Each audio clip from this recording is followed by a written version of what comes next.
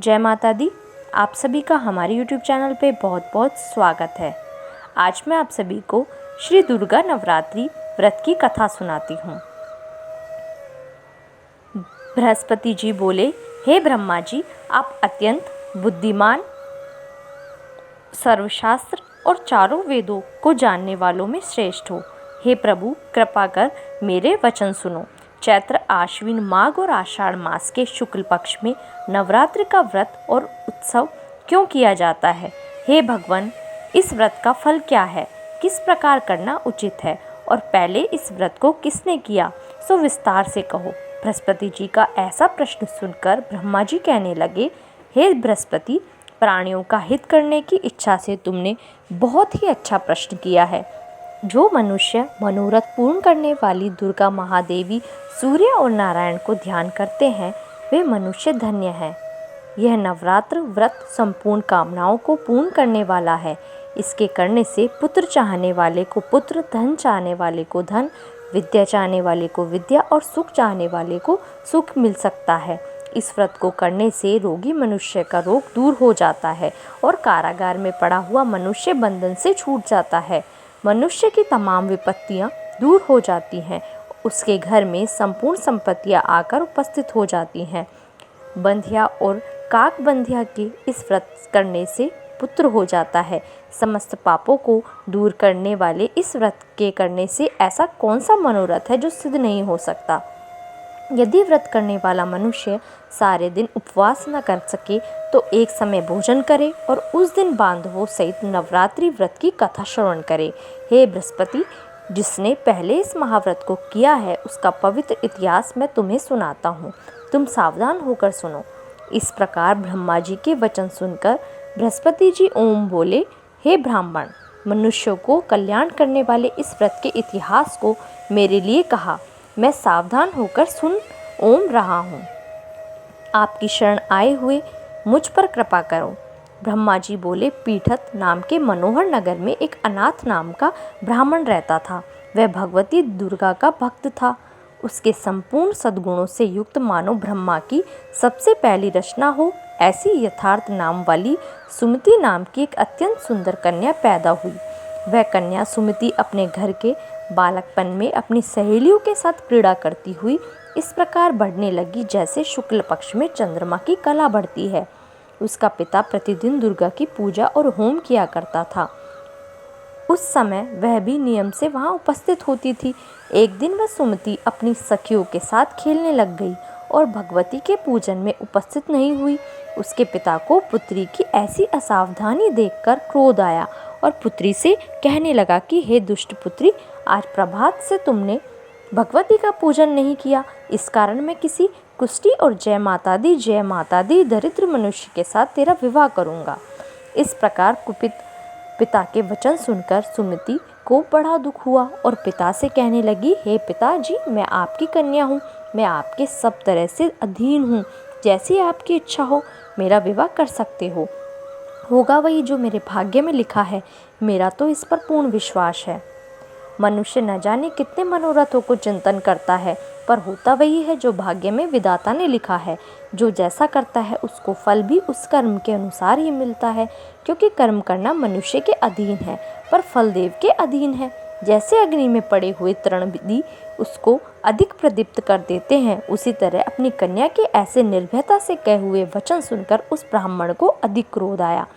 तब उसने अपनी कन्या का एक कुष्टी के साथ विवाह कर दिया और अत्यंत क्रुद्ध होकर पुत्री से कहने लगा कि जाओ जाओ, जल्दी जाओ, अपने कर्म का फल भोगो। देखें केवल भाग्य भरोसे पर रहकर क्या करती है। इस प्रकार से कहे हुए पिता के कटु वचनों को सुनकर सुमति अपने मन में विचार करने लगी कि अहो, मेरा बड़ा दुर्भाग्य है जिससे मुझे ऐसा पति मिला। इस तरह अपने दुख का विचार करती हुई वह सुमति अपने पति के साथ वन चली गई और भयानक वन में कुशायुक्त उस स्थान पर उन्होंने वह रात बड़े कष्ट से व्यतीत की।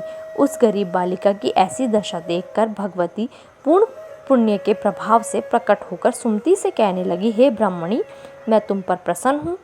तुम जो चाहो वरदान मांग सकती हो। मैं प्रसन्न होने पर मनोवांछित फल देने वाली हूँ। इस प्रकार भगवती दुर्गा का वचन सुनकर ब्राह्मणी कहने लगी कि आप कौन हैं जो मुझ पर प्रसन्न हुई हो?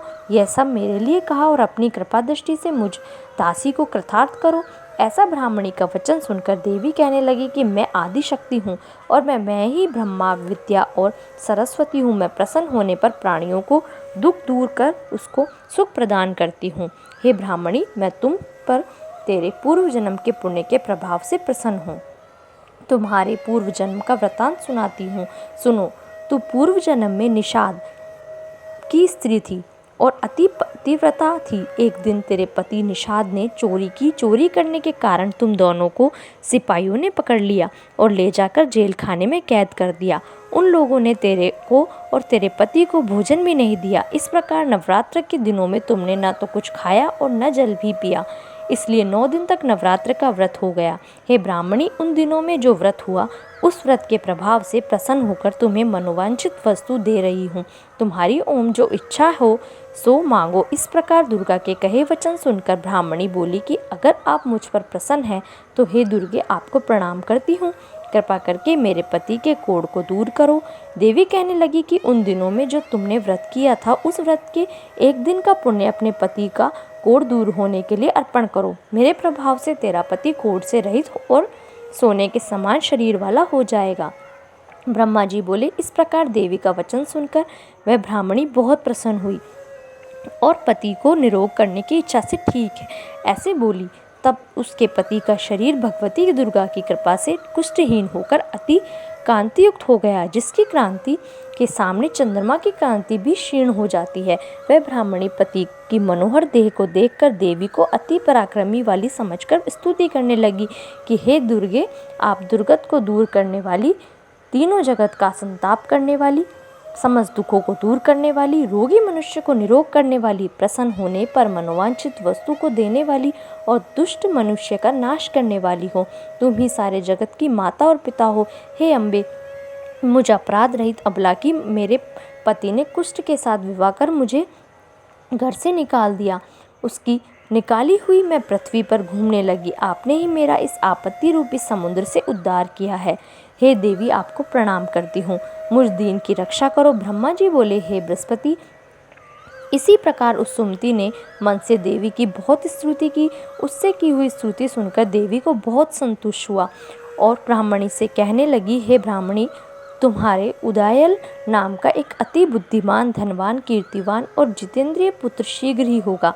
ऐसा कहकर वह देवी उस ब्राह्मणी से फिर कहने लगी कि हे ब्राह्मणी, जो कुछ तेरी इच्छा हो वही मनोवांछित वस्तु तुम मांग सकती हो। ऐसा भगवती दुर्गा का वचन सुनकर सुमति बोली कि हे भगवती, अगर आप मेरे पे प्रसन्न हैं तो कृपा कर मुझे नवरात्रि विधि बताइए। हे दयावती, जिस विधि से नवरात्र व्रत करने से आप प्रसन्न होती हैं उस विधि और उसके फल को मेरे लिए विस्तार से वर्णन करें।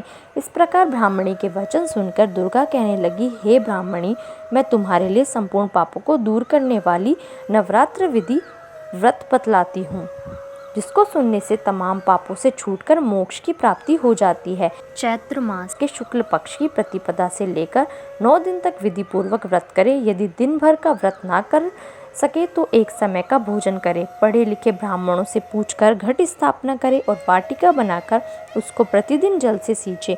महाकाली, महालक्ष्मी, महासरस्वती की मूर्तियां बनाकर उसका नित्य विधि सहित पूजा करे। पुष्पों से विधि पूर्वक अर्घ्य दे। बिजोरा के फूल से अर्घ्य देने के रूप की प्राप्ति होती है। जायफल से कीर्ति, दाख से कार्य की सिद्धि होती है। आंवले से सुख और केले से भूषण की प्राप्ति होती है। इस प्रकार फलों से अर्घ्य देकर यथाविधि हवन करे। खांड, घी, गेहूँ, शहद, जौ, तिल, बिंब, नारियल, दाख और कदम इससे हवन करे। गेहूँ होम करने से लक्ष्मी की प्राप्ति होती है। खीर व चंपा के फूल पुष्प से धन और पत्नों से तेज और सुख की प्राप्ति होती है। आंवले से कीर्ति और केले से पुत्र हो। कमल से राज सम्मान और दुखों से सुख संपत्ति की प्राप्ति होती है। व्रत करने वाला मनुष्य इस विधान से होम कर आचार्य को अत्यंत नम्रता के साथ प्रणाम करे और यज्ञ की सिद्धि के लिए उसे दक्षिणा दे। इस महाव्रत को पहले बताई हुई विधि के अनुसार जो करता है उसके सब मनोरथ सिद्ध हो जाते हैं। इसमें तनिक भी संशय नहीं है। इन 9 दिनों में जो कुछ दान आदि दिया जाता है उसका करोड़ों गुना फल मिलता है। इस नवरात्रि के व्रत करने से ही अश्वमेध यज्ञ का फल मिलता है। हे ब्राह्मणी, इस संपूर्ण कामनाओं को पूर्ण करने वाले उत्तम व्रत को तीर्थ, मंदिर अथवा घर में ही विधि विधान के साथ करें। ब्रह्मा जी बोले कि हे बृहस्पति, इस प्रकार ब्राह्मणी को व्रत की विधि और फल बताकर देवी अंतर्ध्यान हो गई।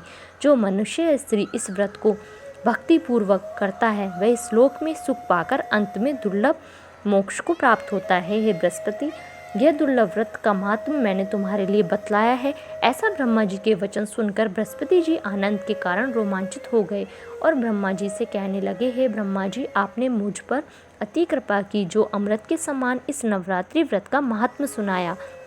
हे प्रभु, आपके बिना और कौन इस महात्म्य को सुना सकता है। ऐसे बृहस्पति जी के वचन सुनकर ब्रह्मा जी बोले कि हे बृहस्पति, तुमने सब प्राणियों का हित करने वाले इस अलौकिक व्रत को पूछा है, इसलिए तुम धन्य हो। यह भगवती शक्ति संपूर्ण लोकों का पालन करने वाली है। इस महादेवी के प्रभाव को कौन जान सकता है। धन्यवाद। इस वीडियो में बस इतना ही। प्लीज़ आप मेरी वीडियोज़ को लाइक कीजिए, शेयर कीजिए और मेरे चैनल को सब्सक्राइब कीजिए।